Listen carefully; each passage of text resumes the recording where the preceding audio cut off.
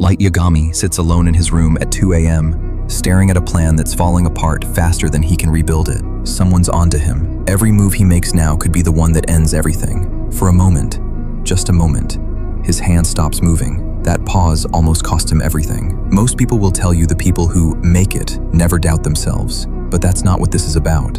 Here's why. The difference was never the absence of doubt. Every single person who's ever built something worth having has sat exactly where he sat, staring at a plan that suddenly felt impossible. What separates them isn't the doubt, it's what happens in the next 60 seconds after it hits. Here's why that backfires. Principle 1. Light never lets the moment of doubt make the decision. He isolates it, feels it fully, and then acts anyway. It works because emotions are information, not instructions, and the second you let a feeling drive the decision, you've handed control to something that changes every few hours. Think of it like a storm passing over a mountain. The mountain doesn't fight the storm, it just doesn't move because of it. The reframe: doubt is weather.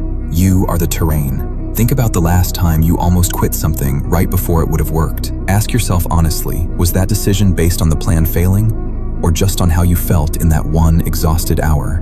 And here's the problem. Principle 2. Light treats setbacks as data, not verdicts. One failed move tells him what to adjust, never who he is. It works because the brain naturally wants to turn failure into identity, and the moment you do that, every mistake starts costing you more than the mistake itself. Picture a chess player losing a piece and recalculating the board, not walking away from the table. The insight: a setback is a correction, not a conclusion. Before we go deeper, hit subscribe. This channel is about building the version of you that doesn't fold under pressure. This is where it changes. Principle 3. Light never makes his next move visible until it's already locked in. He processes the near collapse privately, then acts publicly, calm. It works because broadcasting your doubt invites other people to confirm it, and their doubt becomes a second weight on top of your own. Think of it like a locked door that doesn't announce it's about to open. The reframe: process in private, arrive in public. Here's the part nobody says. Principle 4. Light returns to the same plan the next morning, unless the plan itself was actually wrong, not just because it felt hard. It works because most people confuse "this is hard" with